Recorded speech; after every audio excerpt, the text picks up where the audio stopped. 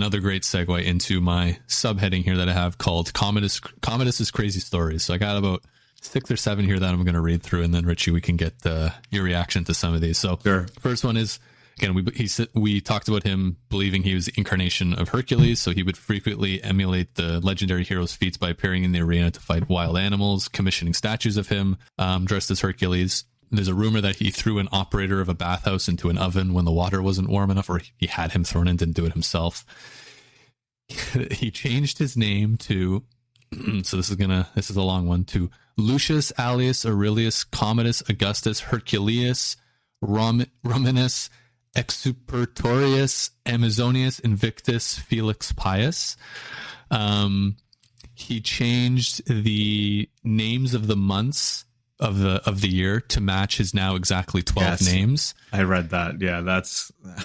He declared himself the new Romulus. So Romulus and Remus are the founders, or kind of the story is that they were the founders of Rome. So he claimed he was the new Romulus and ritually refound Rome, renaming the city Colonia Lucia Annia Commodiana, which again, named after him.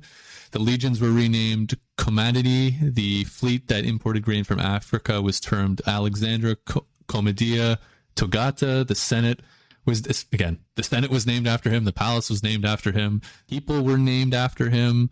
And then all these reforms were named after him. So basically he just renamed everything after him. And this is kind of, near the end. He would bring people into the palace with missing limbs, and the quote was, watch them hobble around, toy with them, and then eventually kill them. He used to play Operation on people, so I think we can leave the details out on that one.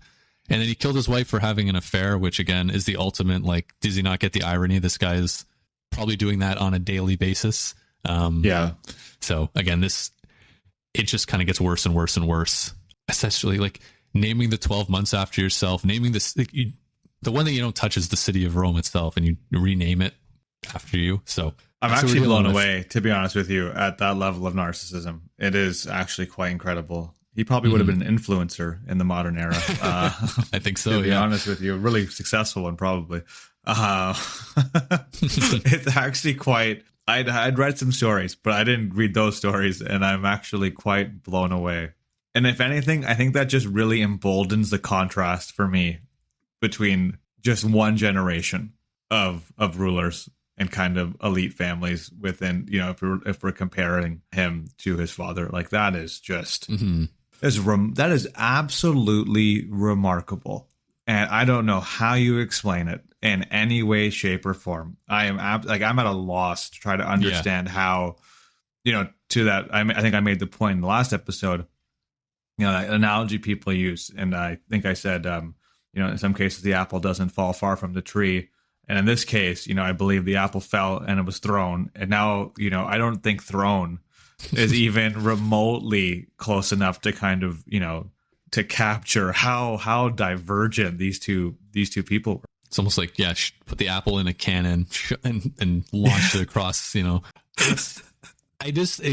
think we'll get into the nature versus nurture discussion, but sure, yeah. Maybe, I'm lost for words too, because other than just saying this guy was nuts, maybe that's all it really was.